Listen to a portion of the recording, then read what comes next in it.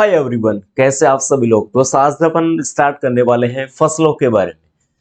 दोस्तों आपको मैं फसलों के बारे में थोड़ी सी बात बता दूं कि फसलों का नाम आते ही स्टूडेंट्स के दिमाग में, आपकी खोपड़ी में क्या आता है कि भाई फसलों में वैरायटी कैसे याद करेंगे। सर सीड याद करते हैं तो सीड में हमें कंफ्यूजन बहुत सारा हो जाता है। सीड रेट याद नहीं होती, बीज का उपचार याद नहीं होता, रोग याद करते हैं तो रोगों में कंफ्यूजन होता है। एक रोग की कवक का नाम याद करते हैं तो दूसरी रोग की जो कवक है उसका कंफ्यूजन ज्यादा हो जाता है। तो टेंशन ना करें, ऐसे ही पढ़ाएंगे क्रो की कोई भी क्वेश्चन नहीं होगा आपका ड्रॉप। कोई भी क्वेश्चन आपका ड्रॉप नहीं होगा, पूरी कंप्लीट हम लेंथी और बेसिक। सबसे पहले इसमें अपन बेसिक को कवर करेंगे जो कि कंप्लीट फसलों का एक, जिसको अपन निचोड़ कह सकते हैं। पहले निचोड़ को देखेंगे कि फसलों में कौन कौन से मोस्टली पॉइंट एग्जाम के पॉइंट ऑफ व्यू से आपके पूछे जाते हैं। ऐसा क्या है पास जो कि धान में है कुछ खास, एक बेहतरीन तरीके से आपको मैं बताने वाला हूं। और गारंटी लेता हूं दोस्तों कि हर क्लास में आपको जो टॉपिक पढ़ाया जाएगा वो कंप्लीट तरीके से याद होगा। कहते हैं ना कि चने में हो गई इल्ली, तभी तो बन गया वो भीगी बिल्ली। कोई नहीं है क्यों पड़े हो चक्कर में, कोई नहीं है टक्कर में। तो दोस्तों स्टार्ट करते हैं। क्रॉप्स का बेसिक के बारे में आपको मैं बताने वाला हूं। और यहां पर देखेंगे कि सबसे पहले बात करें कि फसल के बारे में। फसलों की उत्पत्ति, या मैं कहूं कि पृथ्वी पर, या मैं भारत देश की बात करूं कि सबसे पहले फसल कब स्टार्ट की गई थी, भाई खेती कब स्टार्ट की गई थी, यूं मैं बात कहूं तो दोस्तों आपको मैं बात बता दूं कि 7500 ईसा पूर्व। कब? 7500 ईसा पूर्व से खेती की जा रही है, जो कि मानव के द्वारा। मानव से पहले आदि मानव खेती करता था। कौन करता था दोस्त? खेती पहले आदि मानव करता था, जो कहा जाता है कि अफ्रीका के जंगलों में, ऐसा माना जाता है वैज्ञानिकों के द्वारा कि अफ्रीका के जंगलों में खेती प्रारंभ की गई थी। और वहां पर हुआ क्या कि जो आदि मानव था दोस्तों, पहले वो पेड़ों की पत्तियां खाया करता था। क्या खाया करता था? पेड़ों की पत्तियां। जब पेड़ों की पत्तियां खत्म हो गई तो भाई वो मांस वगैरह खाने लग गया, कच्चा मांस वगैरह खाने लग गया। जब कच्चा मांस खत्म हुआ तो पक्का मांस खाने लग गया। तो जब पक्का मांस, कच्चा मांस, पेड़ों की पत्तियां सभी से परेशान होके, और वो क्या करने लग गया, चारों ओर जंगल में घूमने लग गया। जब वो चारों ओर जंगल में घूमने लग गया तो दोस्तों उसको क्या है कि कुछ जंगली पादप मिले। जंगली पादप मिले तो उन्होंने उनको खाना स्टार्ट किया। जब खाना स्टार्ट किया तो कुछ समय के बाद इन्होंने देखा कि जहां पर हमने जंगली पौधों को खाया है उसके नीचे कुछ दाने गिर चुके थे। उन दानों से एक नए पौधे निकलकर बाहर आए। तो किसी, अच्छा आदि मानव सभी ग्रुप में रहते थे। किसी की खोपड़ी में है कि सब अपन ने जब दाने खाए तो कुछ दाने भूमि पर गिर गए। जब दाने भूमि पर गिरे तो वहां से दोस्तों हुआ क्या कि कुछ पौधे निकल कर आए। इसका मतलब यह है कि जो हम खा रहे हैं यदि वो हम भूमि के अंदर डालेंगे तो हो सकता है कि वहां से एक नया पौधा निकल जाए। बड़ी प्रोसेस है, शॉर्ट में आपको मैं बताने का प्रयास कर रहा हूं। तो वहां पर उन्होंने क्या किया कि काफी सारे जंगली पौधों के बीजों को इकट्ठा किया। जंगली पौधों को इकट्ठा किया तो फिर खोपड़ी में आया, या लगाएगा। यहाँ तो पेड़ ही पेड़ है, पेड़ों को काट कर लगाएंगे तो ही खेती हो सकती है, क्योंकि मैदान तो है नहीं, क्योंकि अपन किस में रहे, जंगलों में रह रहे। तो उन्होंने क्या किया कि जंगल में जितने भी पेड़ थे उनको काटा, काट कर उन्होंने खेती प्रारंभ की। तो इस प्रकार से आदि मानव के द्वारा खेती को स्टार्ट किया गया था, खेती को प्रारंभ किया गया था, जो कि माना जाता है कि 7500 ईसा पूर्व से खेती की शुरुआत की गई थी, ईसा पूर्व। ठीक है। और जो पेड़ों को काटकर जो खेती की जाती है ना दोस्तों, उसको झूमिंग खेती कहते हैं। मैं आपको नोट करवा दूंगा, आप चिंता ना करें। पेड़ों को काटकर जो खेती की जाती है उसको अपन क्या कहते हैं? झूमिंग खेती। चलिए, तो पता चला कि 7500 ईसा पूर्व से क्या चली आ रही, भाई खेती चली आ रही है। और 7500 ईसा पूर्व से खेती करते आ रहे हैं। बात करें क्रॉप्स को, अपन कहते हैं फसल। केवल एक पौधा हो तो उसको अपन क्या कह सकते हैं? पौधा कह सकते हैं, पेड़ कह सकते हैं। लेकिन यदि बहुत सारे यदि पौधे हो तो उनको क्या कह सकते हैं? फसलें कह सकते हैं, फसल कह सकते हैं। जैसे मान लीजिएगा कि रबी की सीजन में अपन ने गेहूं का एक पौधा लगाया तो उसको फसल थोड़ी कह सकते हैं, उसको क्या कहेंगे? गेहूं का एक पौधा, वीट का एक प्लांट है। लेकिन यदि वह एक जैसे पौधे, यदि 100 है, एक समान 100 पौधे हो तो उसको अपन क्या कह सकते हैं? फसल कह सकते हैं। उम्मीद है आपके बैठ गया होगा। तो चलिए स्टार्ट करते हैं। और मुझे उम्मीद है आप लोगों ने जो आपके हथियार है वो भी हाथ में ले लिए होंगे, क्योंकि हमें युद्ध जो लड़ना है और युद्ध में विजय भी होना है। तो चले स्टार्ट करते हैं। और सबसे पहले आपको मैं बता दूं कि दोस्तों ये तो बेसिकली पता ही है कि भाई क्रॉप्स को अपन क्या कहते हैं, फसल कहते हैं। लेकिन फसलों में अपन एक चीज देखना चाहिए यहां पर, फसलें, फसलों में मैं ये बताना चाहूंगा आपको थोड़ा सा कि कौन कौन सी फसल अपन स्टडी करने वाले हैं, अपने सिलेबस में कौन कौन सी फसलें हैं और कौन सी फसलों से ज्यादा क्वेश्चन पुटअप हुए हैं। चाहे एग्रीकल्चर की कोई भी एग्जाम आप उठा ले, उन एग्जाम्स में कौन से फसलों से ज्यादा क्वेश्चंस पुटअप होते हैं, उन फसलों को अपन पहले फोकस करेंगे। और साथ साथ में आपको यह भी कवर कराऊंगा कि इस फसल से इस प्रकार के क्वेश्चंस पुटअप हुए हैं। मेरी बात समझ पा रहे हैं? तो आप पेन और कॉपी हाथ में ले लें।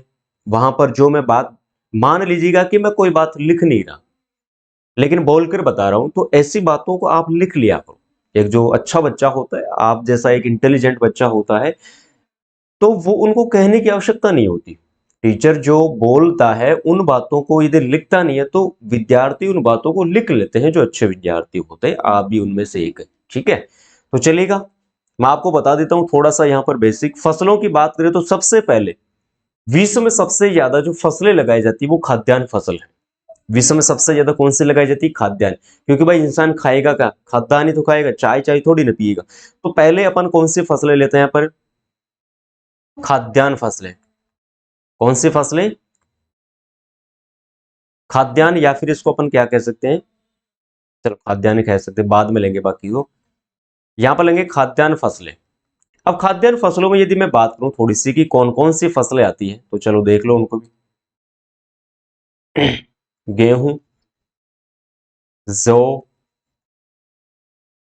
जवार, बाजरा,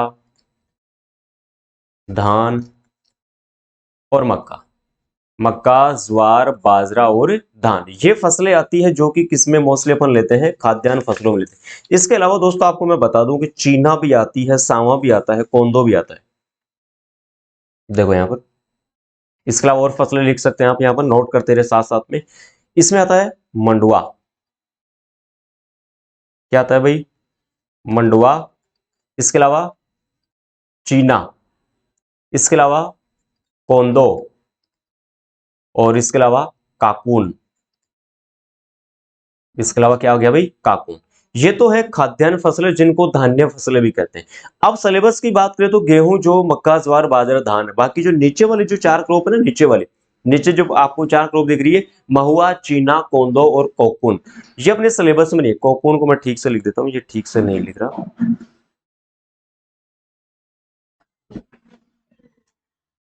देखो भाई, इसको कहते हैं काकून।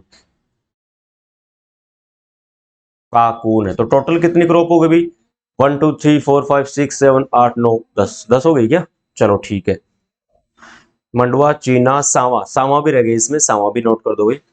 सांवा, ये लो 1 2 3 4 5 6 7 सॉरी 8 9 10 11। सेकंड बात करते हैं यहाँ पर दलहनी फसल। सेकंड कौन सी आती है भाई यहाँ पर? दलहनी फसलें। ये लो, पहले मैं फसलों के नाम बता देता हूं कि दलहनी के अन्य नाम क्या क्या है, वो अपन आगे वाले स्टेप में देखने वाले हैं। आप चिंता ना करें, पहले अपन निचोड़ को निकालते हैं कि अपन सिलेबस में क्या क्या पढ़ने वाले हैं। दलहनी फसलों की यदि मैं बात करूं तो बेसिकली राजा जी सबसे पहले लिखते हैं चना, मोठ, मूंग, चौला। चौला का दूसरा नाम क्या है भाई? लोबिया। इसके अलावा अरहर, इसके अलावा मसूर, राजमा, इसके अलावा हो गई भाई मटर, हो गया मसूर, हो गया राजमा, चौला, अरहर, मूंग, मोठ, उड़द। चलो लिखो इनको। ये दलहनी फसलें आती है। दलहनी फसलों में और भी अपन लेंगे, खूब सारी फसलें आती है। मूंग आ गई, इसके अलावा देख लो भाई तूर आ गई, अच्छा अरहर आ गई, ठीक है। यहां पर नीचे मैं लिख देता हूं उड़द आ गई, ओके। मूंग, अरहर, तूर, एक फसल और आती है बोरो, अच्छा काउपी जिसको कहते हैं, आ गए, ओके ठीक है। बाकी अन्य फसलों में इनके नाम देख लेंगे। आप इनके जो नाम है वो लिख लें।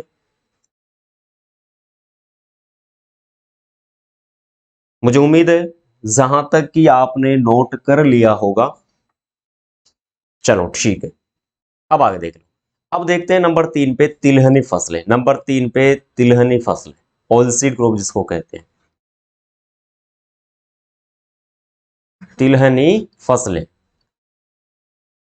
येलो जी, तिलहनी फसलों में कौन कौन सी फसल आती है सर, वो भी देख लें आप।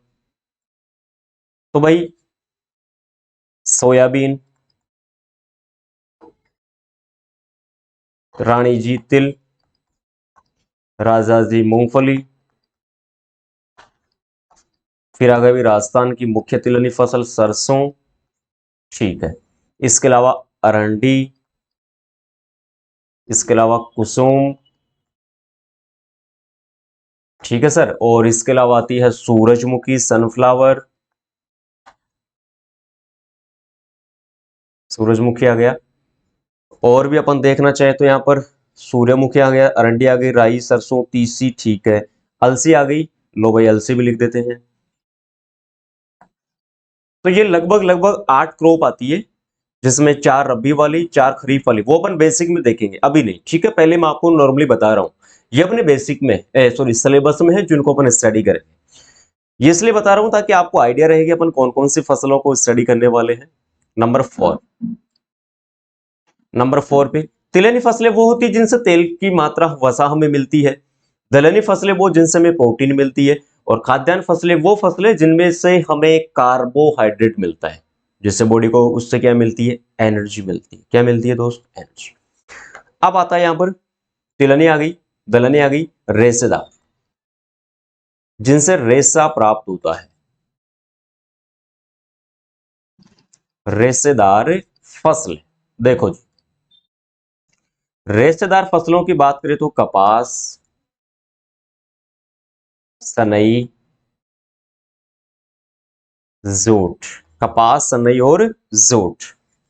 मैस्टा भी कह सकते हैं इसको, सनैम भी कह सकते हैं, बाकी मैस्टा भी ले लेते हैं इसमें। भाई ये फसलें आती है रेशेदार, जिनसे रेशा प्राप्त होता है, जिनसे हमारे कपड़े बनाए जाते हैं, ठीक है। नंबर 5 पे देख लो सर। नंबर 5 की बात करें तो रेशेदार के बाद में कौन सी आती है, चारा वाली या नकदी फसलें लेते हैं साहब, नकदी फसलें। नकदी फसलों की यदि मैं बात करूं तो देखिएगा दोस्तों, कौन कौन सी फसल लेते हैं, गन्ना, ओ सॉरी कलर चेंज करते हैं।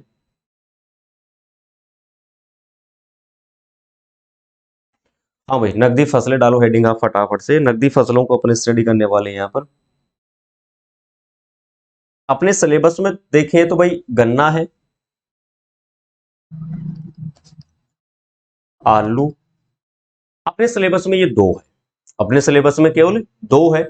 लेकिन नकदी फसलों की यदि मैं बात करूं तो बहुत सारी फसलें, जैसे चुकंदर हो गया, आलू हो गया, गन्ना हो गया, जूट हो गया, कपास हो गया, इन सभी को नकदी फसलों में लेते हैं।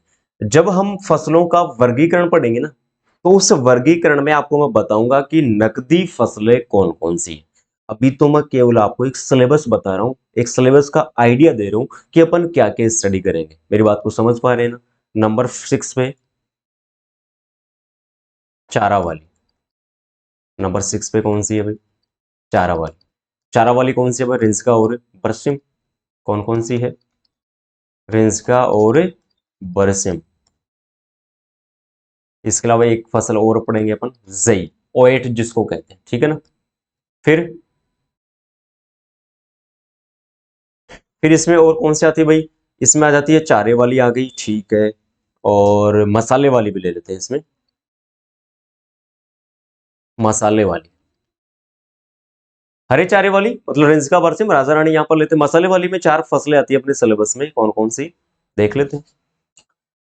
मेथी, इसके अलावा सौंफ, इसके अलावा जीरा, और इसके अलावा सौंफ हो गई, मेथी हो गई, जीरा हो गया और धनिया। ये लो जी, ये अपने सिलेबस में है फसलों की यदि मैं बात करूं तो, है ना। इसलिए आप फटाफट से छाप दें इनको।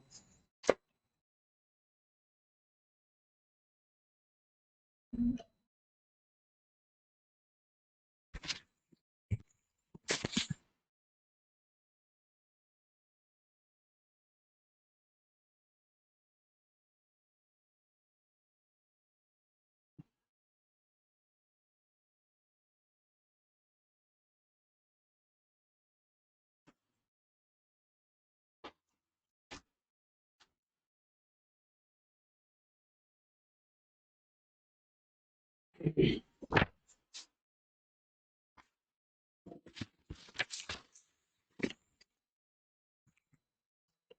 जी भैया जी। तो ये हमने देखी है फसलें।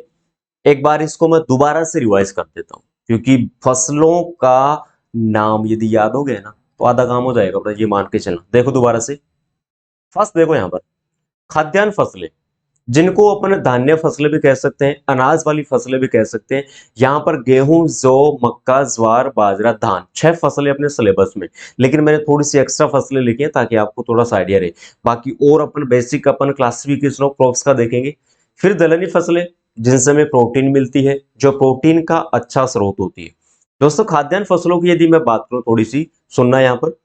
खाद्यान्न फसलों की बात करें तो गेहूं, जो कि विश्व में सबसे ज्यादा उगाया जाता है, विश्व की सबसे ज्यादा खाई जाने वाली खाद्यान्न फसल है ना, वो गेहूं है।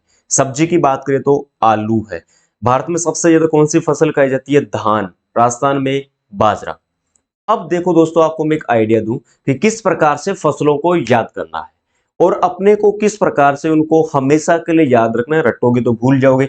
एक फसल की बीज दर को याद करोगे भाई, दूसरी फसल की बीज दर भूल जाओगे। तीसरी फसल तक जाओगे तो पहली वाली फसल चौथी फसल में मिक्स हो जाएगी। मेरी बात को समझ पा रहे हैं ना? ठीक है, देखो अब जो फसलें विश्व में सबसे ज्यादा खाई जाती है, जिनके प्रोडक्ट सबसे ज्यादा बनाए जाते हैं, जो ज्यादा काम में आती है, जिनका प्रोडक्शन ज्यादा होता है, एक ही बात है, उन फसलों की वैरायटियां सबसे ज्यादा बनाई जाती है वैज्ञानिकों के द्वारा।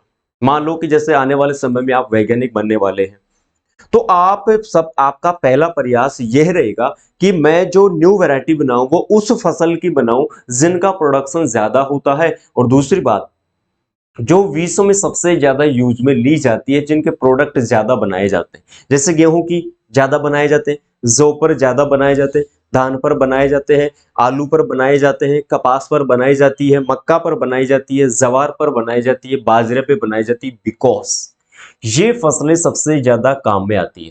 भाई कपास, कपड़े, कपड़े तो भाई जब तक जीव चलेगा तब तक चलेंगे, तो कपास पर काम होगा। खाना तब तक चलेगा जब तक जीव रहेगा, तो गेहूं, मक्का, धान। तो इन फसलों की वैरायटियां वैज्ञानिकों के द्वारा नई नई निकाली जा रही है। जैसा कि आपने यूट्यूब पे मैंने वीडियो भी अपलोड किए थे करंट अफेयर्स के रिलेटेड, न्यू न्यू वैरायटी आ रही है भाई, गेहूं की नई नई वैरायटी आ रही है। गेहूं की ऐसी ऐसी वैरायटी आ रही है जिनको पानी की कम आवश्यकता होती है। जैसे कि गेहूं में 6 सिंचाई की आवश्यकता होती है, लेकिन यहां पर ऐसी किस्में निकाली जा रही है, आप उत्थान साइंस एकेडमी यूट्यूब चैनल पर जरूर देखना, जिनमें गेहूं की 2 ही सिंचाई की आवश्यकता है। यदि आपने 2 सिंचाई कर दी ना तो 50 से 55 क्विंटल प्रति हेक्टेयर के हिसाब से प्रोडक्शन मिलता है। बेसिकली गेहूं में कितनी सिंचाई चाहिए? 6। लेकिन अब जो वैरायटी आ रही है उनको केवल कितनी सिंचाइयां चाहिए? 2 सिंचाई। जवार की ऐसी वैरायटियां निकाली जा रही है, मक्का की ऐसी वैरायटियां निकाली जा रही है जो कि पानी की आवश्यकता, जिनकी जल मांग बहुत कम होती है, रोग प्रतिरोधक क्षमता जिनकी बहुत अच्छी होती है, कीट रोगों का कोई प्रभाव नहीं पड़ता, पाला भी पड़ रहा है तो कोई टेंशन नहीं है, ज्यादा बारिश हो रही है, कम बारिश हो रही है तो भी कोई समस्या नहीं है, पैदावार तो उतनी ही रहने वाली है। तो रोग प्रतिरोधक क्षमता उनमें पहले से ही है। तो दिन प्रतिदिन उन फसलों की वैरायटियां ज्यादा बनाई जा रही है जिनकी मांग ज्यादा है मार्केट में, बाजार में जिनकी मांग ज्यादा है। मेरी बात को समझ पा रहे? तो खाद्यान्न फसलों से 6 फसल है दोस्तों। आप एग्रीकल्चर की कोई सी भी एग्जाम का पेपर उठाकर देख लें, खाद्यान्न फसलों से आपको हर एक फसल में, हर एक एग्जाम में, हर बार आपको एग्जाम में क्वेश्चन मिलेगा। आप आईसीआर का उठा ले, आप सीयूईटी का उठा ले, जेईटी का उठा ले, सी इसका यूपी कैटेट का उठा ले, एमपी पैट का उठा ले, डबल ए का उठा लो, एओ का उठा लो, आईबीपीएस से रिलेटेड एग्जाम होगी। मतलब मैं कह सकता हूं कि एग्रीकल्चर से रिलेटेड जो एग्जाम पुटअप होती है उनमें खाद्यान्न फसलों से रिलेटेड क्वेश्चन पूछता है दोस्तों। उसका रीजन मैंने बता दिया आपको। मेरी बात को समझ पा रहे? तो सभी फसलों की यदि मैं बात करूं तो सभी फसलों में सबसे ज्यादा इंपॉर्टेंट यदि कोई फसल है तो ये खाद्यान्न फसलें हैं। तो खाद्यान्न फसलों को तो बहुत बेहतरीन तरीके से पढ़ना है। आप 2022 जेट का एग्जाम देखिए, 2022 आईसीआर का एग्जाम देखिए, क्वेश्चन पेपर उठाकर देखोगे आपको खाद्यान्न फसलों से क्वेश्चन एज इट इज मिलेंगे।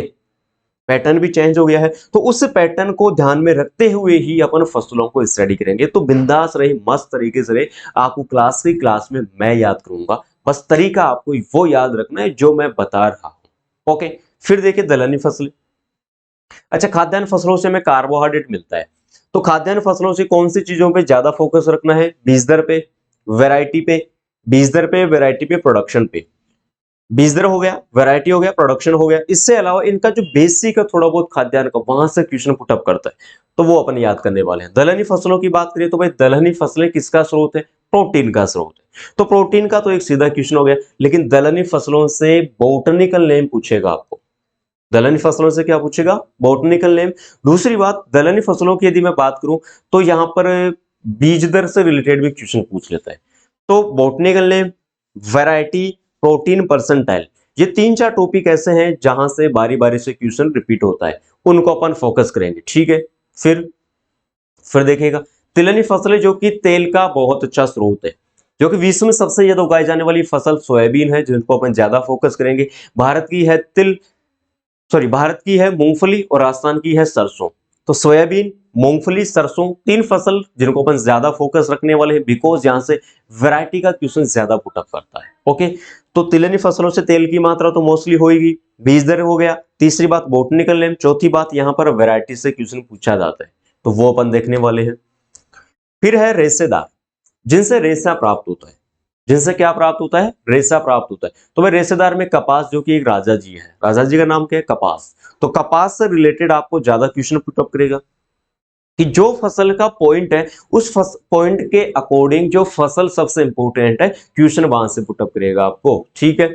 नकदी फसलें, जिनको रोकड़ कहते हैं, जिनका उद्देश्य एक ही होता है कि भाई साहब इनको हम तभी लगाते हैं जब भाई की इसकी भाई क्या की कटाई फटाई की और सीधा मार्केट में सेल कर दिया, बस एक ही उद्देश्य होता है। तो गन्ना और आलू दोनों से क्वेश्चन ज्यादा बेहतरीन क्वेश्चन पुटअप होते हैं। चाहे आलू से वैरायटी की बात करूं, आलू से यदि मैं सीड रेट की बात करूं, आलू के बेसिक की बात करूं, राजा भी है सब्जियों का, तो राजा जी से तो क्वेश्चन पूछेगा, रानी जी से पूछेगा, क्योंकि रानी जी नाराज हो जाएगी, क्योंकि राजा जी बोलेगा यार मेरे को तो अकल से क्वेश्चन पूछ लिया यार, रानी जी के तो लाओ, तो रानी जी से पूछ लेता है। फिर चारा, रिंसका बरसिंग से भी भाई यहां से भाई सबसे अच्छी है बरसिम की बनती है। दोनों से यहां पर अपन बात करें तो हरे चारे वाली फसलों से यदि बेसिक की बात करें तो बेसिक से क्वेश्चन पुटअप होते हैं। मसाले वाली फसलें, वैरायटी का सीधा क्वेश्चन पूछेगा, वैरायटी का क्वेश्चन यहां से पूछेगा। तो मुझे उम्मीद है यहां तक आपको कोई प्रॉब्लम नहीं है, फिर भी कोई है तो मुझे बताएं, सॉल्यूशन किया जाएगा। पानी पी लेता, मैं गला बैठ गया बोलते बोलते।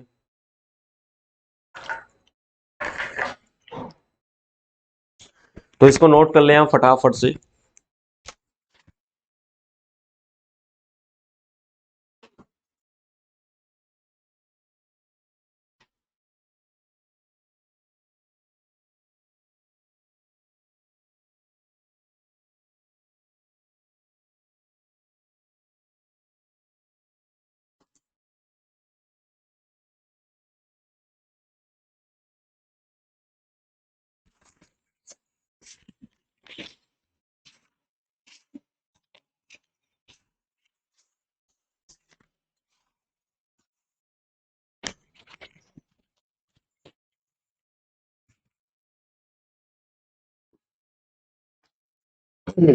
हाँ भाई, तो चलो अब चलते हैं, नए पॉइंट स्टार्ट करते हैं। मुझे उम्मीद है यहां तक आपको कोई प्रॉब्लम नहीं होगी। अब अपन वर्गीकरण के बारे में बात करेंगे। तो आज का हमारा मेन टॉपिक जो रहने वाला है वो क्या रहने वाला है? फसल का वर्गीकरण। तो चलिएगा, हेडिंग डालो, फसल वर्गीकरण, जिसको अपन क्या कहते हैं? Classification of crops. Hindi English लगाएं तो पूरी लगाएं फिर, है कि नहीं? तो क्लासिफिकेशन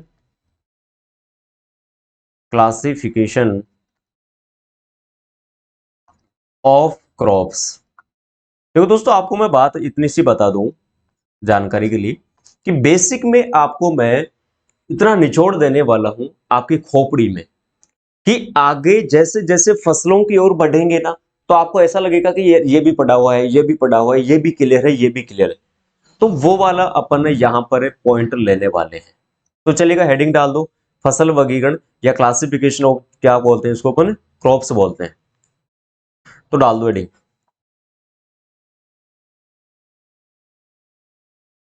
वैसे तो इसमें टैक्सोनॉमिक क्लासिफिकेशन आता है, एक स्पेसिफिक क्लासिफिकेशन आता है, तो अपन दोनों को स्टडी करेंगे। लेकिन वर्गीकरण में अपन सीजन के अकॉर्डिंग बात करें कि भाई खरीफ की कौन सी है, रबी की कौन सी है, जायद की कौन सी है, क्या जायद में भी लेते हैं, क्या जायद का सीजन भी आता है?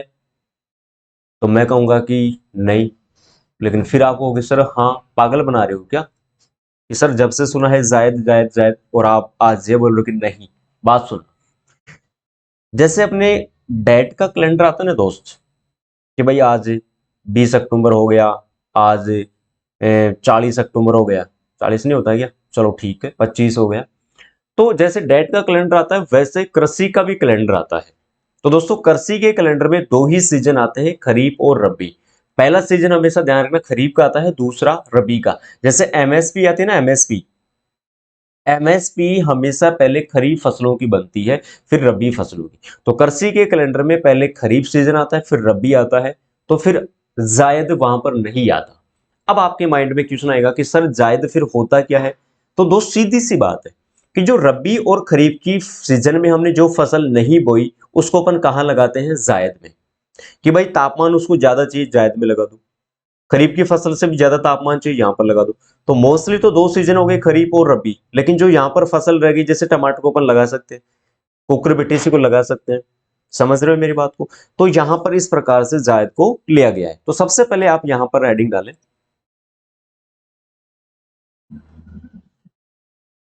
1 सेकेंड।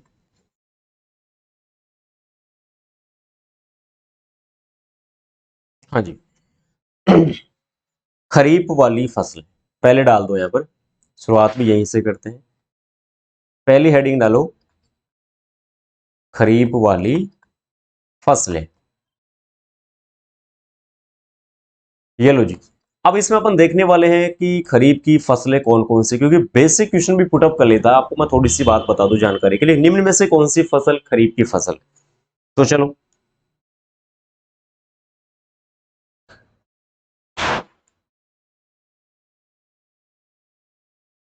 लेकिन बुआई की पहले बात कर लें, और बुआई से पहले एक बात और कर लें। कौन सी? कि खरीफ की फसलों में अपना जो देश है ना भारत, वो क्षेत्रफल और उत्पादन में पूरे विश्व में प्रथम स्थान पर है। बात बड़ी जानकारी वाली है कि खरीफ की फसलों में क्षेत्रफल और उत्पादन में पूरे विश्व में भारत प्रथम स्थान पर है। तो चलो नोट करो,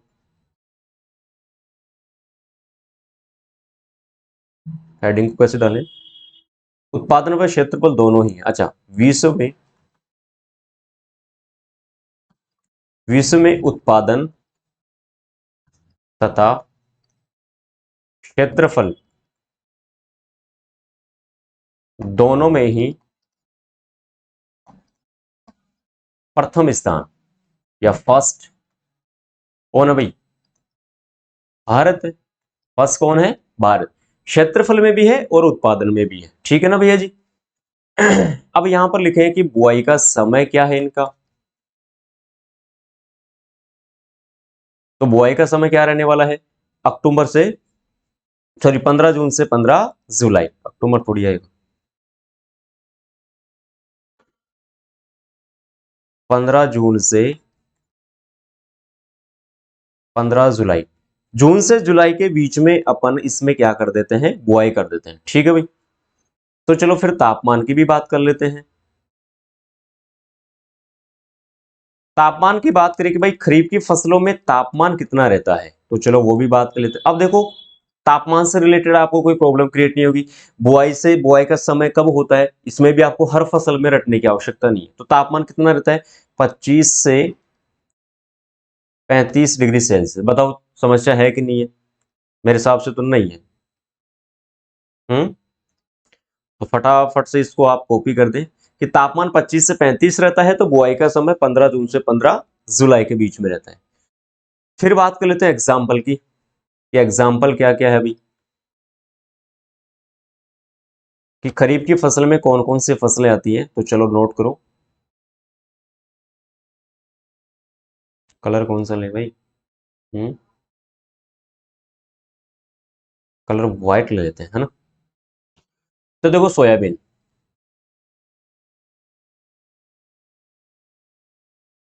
सोयाबीन हो गई, कपास हो गई, अरहर हो गई, इसके अलावा मक्का, ज्वार, बाजरा, मैं बैक हो जाता हूँ, दिखेगा नहीं आपको, मक्का, बाजरा, धान, फिर तिलहनी फसलों को लेते हैं मूंग, मोठ, उड़द, चंवला। फट, आप साथ में कॉपी तो कर रहे हैं ना? चंवला हो गया। फिर ले लो एक ढेंचा, डिंग चिक्का ए। फिर है भैया जी सनई, सनई हो गई। चलो ग्वार को भी ले लेते हैं साथ में। तिलहनी फसलों की बात करें तो रानी जी आएगी, मूंगफली भी आ जाएगी यहाँ पर, मूंगफली आ गई। और मेरे हिसाब से कंप्लीट आ गई यहाँ पर फसलें।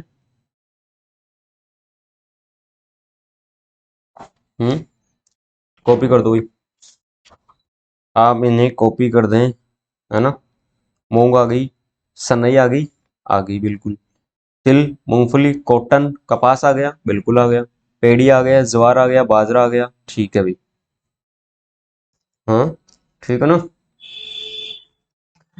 तो ये थी खरीफ वाली फसलें। अब एक एक फसलों को अपन स्टडी करेंगे ना। मक्का की जैसे मैं बात करूं कि भाई मक्का में बुआई का समय क्या है, धान में बुआई का समय क्या है, तो वहां पर अपने को एक प्रॉब्लम नहीं आएगी कि भाई तापमान कितना है, इसमें बुआई का समय क्या है, कौन से सीजन की क्रॉप है। तो ये वाला काम आगे हमें प्रॉब्लम क्रिएट नहीं करेगा, इसलिए बेसिक इसीलिए पढ़ाया जाता है। मानना कि ये आपकी नींव है, तो नींव को मजबूत कर लो, आगे फिर मकान खड़ा करने वाले हैं फ्लैट अच्छे अच्छे वाले। तो उम्मीद है आपने नोट कर लिया होगा, नहीं किया है तो ये जल्दी से इसे कर लें।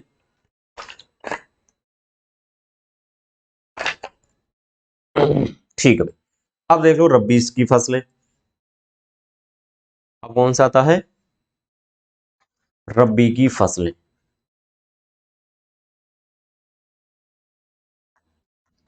चलो जी, रब्बी में कौन कौन सी आती है, तो लेकिन पहले उससे ये देखेंगे कि भाई उत्पादन कैसा क्या होता है। बुआई, तापमान की बात करें, और फसलें कौन कौन सी है बेसिकली वो भी बात करेंगे। लेकिन पहले ये मैं बता दूं कि जैसे क्षेत्रफल और उत्पादन में पूरे विश्व में खरीफ की फसलों में भारत है, लेकिन रबी में नहीं है, चाइना है पहले। भारत तो दूसरे नंबर पे आता है, ठीक है। तो इसमें देखो फसलों की बुआई, बुआई का समय, बुआई का, तो भाई बुआई का समय तो अक्टूबर नवंबर है, सीधी सी बात है। क्या है? अक्टूबर नवंबर। तो अक्टूबर से नवंबर। फिर दूसरा पॉइंट क्या लेंगे? दूसरा पॉइंट ये लेंगे कि पहले कलर लेंगे, कलर ले लिया, और तापमान की बात करेंगे। दूसरा पॉइंट क्या बात करेंगे? तापमान की। तो भाई रबी की फसलों में तो तापमान वैसे ही खरीफ की फसलों से क्या होता है? कम। कितना? 15 डिग्री सेल्सियस से 25 डिग्री सेल्सियस। लेकिन ये थोड़ा सा अच्छा नहीं लग रहा, मैं सेंटीग्रेड को हटा देता हूँ यहाँ पर, ठीक है, मुझे उम्मीद है अब ठीक होगा। तो 15 से 25 डिग्री सेल्सियस, वहां पर 25 से 35 था, तो खरीफ की फसलों में तापमान ज्यादा है और रबी की फसलों में तापमान कम। राइट। चलो और बात करते हैं यहाँ पर, और आगे बात अपन ये करने वाले हैं कि इसमें एग्जाम्पल कौन कौन से, कि खरीफ की फसलें कौन कौन सी है, सॉरी रबी की फसलें कौन कौन सी है। तो चलो नोट कर लो। गेहूं, गेहूं, जौ, जई, ये भी तो है ही। इसके अलावा चना, सरसों, चना, सरसों, मटर,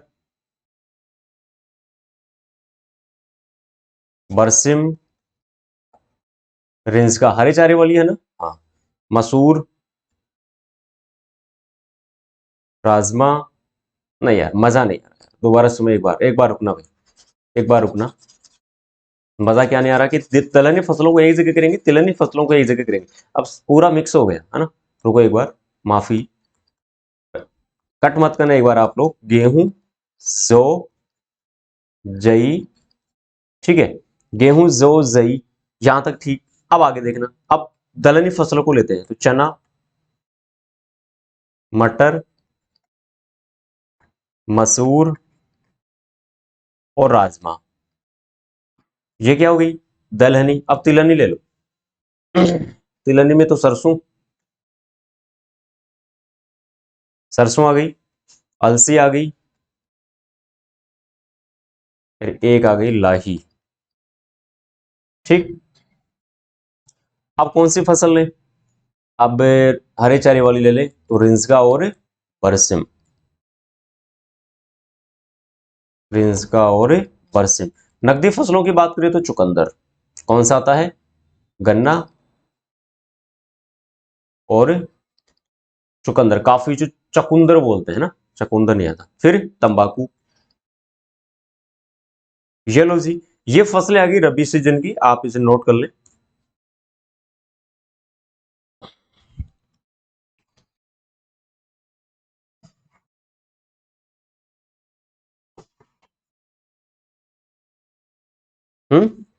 कर लिया। ठीक है, नेक्स्ट लिखो तीसरा, जायद की फसलें। जो दोनों सीजन को एक साथ ले सकते हैं वो जायद आ गया। तो तीसरा क्या आता है यहां पर? जायद की फसलें। ये लो सर। जायद की बात करें तो भाई जायद में अपन कौन कौन से पॉइंट को क्लियर करेंगे? पहला तो बुआई का समय।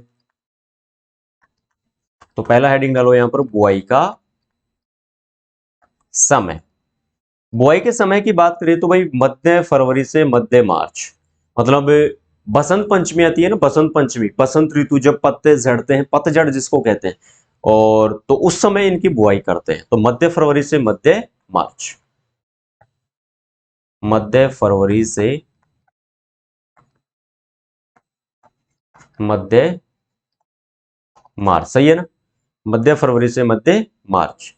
फिर भाई तापमान की भी बात कर लेते हैं। तो तापमान आपको थोड़ा सा मिलेगा, क्योंकि पकवान के समय, पकते समय इनको तापमान थोड़ा ज्यादा चाहिए। कितना? 35 डिग्री से 42 degree Celsius. Oh my god, जून जुलाई। तो भाई जून के महीने में तो आपने पहले देखा होगा कि टेम्परेचर बहुत ज्यादा होता है, 50 तक भी, 55 तक भी पहुंच जाता है टेम्परेचर। तो उस समय तो हालात बहुत ज्यादा खराब हो जाते हैं भाई। जब इंसान के, मानव के, जीव जंतु के हालात खराब हो जाते हैं, तो वो तो पेड़ पौधे हैं, बड़े नाजुक होते हैं। तो क्योंकि उन्हें एक नाजुक नाजुक परिस्थितियों या नाजुक तरीके से उनको पाला जाता है। फिर ये गर्म हवा और लू को सहन करने में सक्षम है। लेकिन अपन सीधा क्या लिखने वाले हैं यहाँ पर? एग्जाम्पल। तो चलो हेडिंग डालो, एग्जाम्पल में जायद में कौन कौन सी फसलों को लेते हैं, अब आपको आइडिया हो जाएगा। मूंग, ये लो जी, मूंग को इंपोर्टेंट लगा देना भाई। उड़द, इसके अलावा जवार, चरी, मक्का चरी, जवार चरी, मक्का चरी, इसके अलावा सूरजमुखी। अच्छा, सूरजमुखी को भी लेते हैं, वाह यार। सूरजमुखी, क्योंकि सूरजमुखी और मक्का तीनों सीजन में लगाई जाने वाली क्रॉप है। रबी में भी, खरीफ में भी, जायद में भी। तीन फसल है जिनको सूचक या इंडिकेटर प्लांट के नाम से भी जानते हैं, आपने 12th में पढ़ा हो। इसके अलावा कद्दू वर्गीय सब्जियां, कद्दू वर्गीय सब्जियां, कद्दू वर्गीय सब्जी। अच्छा जी, तो ये अपन फसल लेते हैं भाई जायद में। आप इनको नोट करते हैं। मूंग का थोड़ा सा ध्यान रखें, क्योंकि मूंग से आपके एग्जाम में क्वेश्चन पुटअप हुआ है पहले।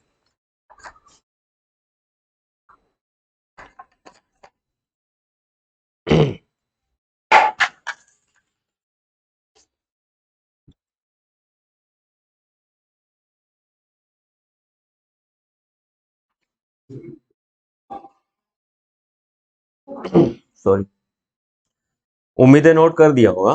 तो ये था हमारा पहला वर्गीकरण, जो हमने ऋतु के आधार पर देखा है, सीजन के आधार पर देखा है ना। अब अपन देखेंगे पैसों के आधार पर, भाई पैसा किससे कमा सकते हैं। तो दूसरा हेडिंग डालो, आर्थिक वर्गीकरण। आर्थिक वर्गीकरण। आर्थिक वर्गीकरण, अब हम पैसा कमाने वाले हैं। ऐसी फसलों को लगाएंगे जिनसे बहुत सारा पैसा आने वाला है। तू पैसा पैसा क्यों करती है, मैं पैसों की लगा दूं ढेरी, बारिश कर दूं मैं पैसों की, तू पैसा पैसा खूब करती। तो यहां पर इकोनॉमिक क्लासिफिकेशन देखने वाले हैं, और पैसा हम कमाने वाले हैं। आप तैयार हो जाएं। पहली फसल कौन सी आने वाली, अनाज वाली या धान्य वाली? अब दोबारा से अपन रिवाइज करेंगे थोड़ा सा। अनाज या फिर धान्य या फिर अपन को सीरियल क्रॉप भी कहते हैं, इंग्लिश में भी ध्यान रखना, सीरियल्स क्रॉप्स। अनाज या फिर धान्य या फिर सीरियल क्रॉप कौन कौन सी है पहले मैंने बता दिया, लेकिन फर्क से अपन स्टडी करेंगे। इन फसलों में अपन थोड़ी सी बात करें तो गेहूं आपने देखा है भाई, गेहूं देखा कि नहीं देखा? गेहूं में ऊपर बालियां निकलती है या सींग निकलते हैं?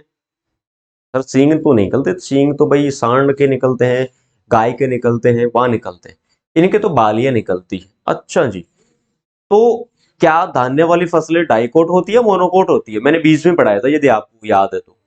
क्योंकि जब गेहूं का अंकुरण होता है तो स्टार्टिंग में एक पत्ती निकलती है, और से देखना, चना लगाओगे तो दो पत्तियां निकलती है, गेहूं लगाओगे तो एक पत्ती निकलती है। एक पत्ती निकले तो एक बीजपत्री, दो पत्ती निकले तो द्विबीजपत्री, राइट। फिर चावल खाते हैं तो भाई चावल से हमें एनर्जी मिलती है। अच्छा जी, इसका मतलब ये हुआ कि जब हमारे फूफी और फूफा आते हैं तो उनको चावल क्यों खिलाते हैं? क्योंकि उनको एनर्जी चाहिए। क्योंकि भाई चल के आए हैं, गाड़ी चला के आए हैं, पैदल थोड़ा चल के आए हैं, तो उनकी बॉडी में एनर्जी नहीं है, तो उनको एनर्जी देना क्या है, जरूरी है। एनर्जी किससे देंगे भाई? चावल खिलाएंगे उनको, थोड़ा सा घी खिलाएंगे, शक्कर भी डालेंगे, समझ रहे मेरी बात? तो वो चीज है। तो यहां पर देखिएगा, बेसिक की बात करते हैं। इनमें बालियां पाई जाती है, इनमें बालियां निकलती हैं, अपन यूं कह सकते हैं, इनमें बालियां निकलती है। भाई बालियां कान वाली तो नहीं है मेरे हिसाब से, बालियां तो गेहूं की बात कर रहे हैं। कभी आप ये समझे कि सर कानों में पहनते हैं, वो थोड़ी लगती है। कभी आप खेत में चले जाओ, ढूंढो बैटरी लेके कि भाई बाली दो तीन तो मुझे चाहिए, कल मैं पहन के जाऊंगा, वो तो बिल्कुल भी नहीं है। फिर ये मोनोकोट होते हैं, मोनोकोट या फिर इसको अपन कहते हैं एक बीज पत्री। जिनमें एक बीज पत्र या जिनके दाने को यदि अपन तोड़ना चाहे तो दो बराबर भागों में नहीं बटेगा दोस्तों, एक ही भाग में बटेगा। लेकिन चने को तोड़ेंगे तो वो दो बराबर समान भागों में टूटेगा। समझ पा रहे हैं मेरी बात? तीसरी बात, कार्बोहाइड्रेट की प्राप्ति, कार्बोहाइड्रेट की प्राप्ति। भाई कार्बोहाइड्रेट से क्या मिलती है हमें? ऊर्जा मिलती है ना। अब एग्जाम्पल की बात कर ले, आपको नाराजगी ना हो तो थोड़ी बहुत। चलो एग्जाम्पल लिखो, एग्जाम्पल कौन कौन से हैं वो भी देख लो। धान, जिनमें सबसे ज्यादा कार्बोहाइड्रेट होते हैं। अच्छा जी। गेहूं, जिनमें अच्छी प्रोटीन होती है, जो कार्बोहाइड्रेट मिलेगा। मक्का, जवार, बाजरा, कोंदो, कुत्थी या रागी और कुटकी, कुटकी, ये लो जी। ये फसलें लेते हैं अपन अनाज वाली, जिनमें कार्बोहाइड्रेट मिलता है, जिनके फल या सॉरी फूल को, पुष्प को अपन क्या कह सकते हैं? बाली स्पाइक भी कहते हैं। तो ये वाला कोऑर्डिनेशन आपके आगे फसलों में काम आने वाला है। कार्बोहाइड्रेट की अच्छी स्रोत है ये सभी फसलें। Clear, you know? Okay, note कर लिया होगा मुझे जहां तक उम्मीद है।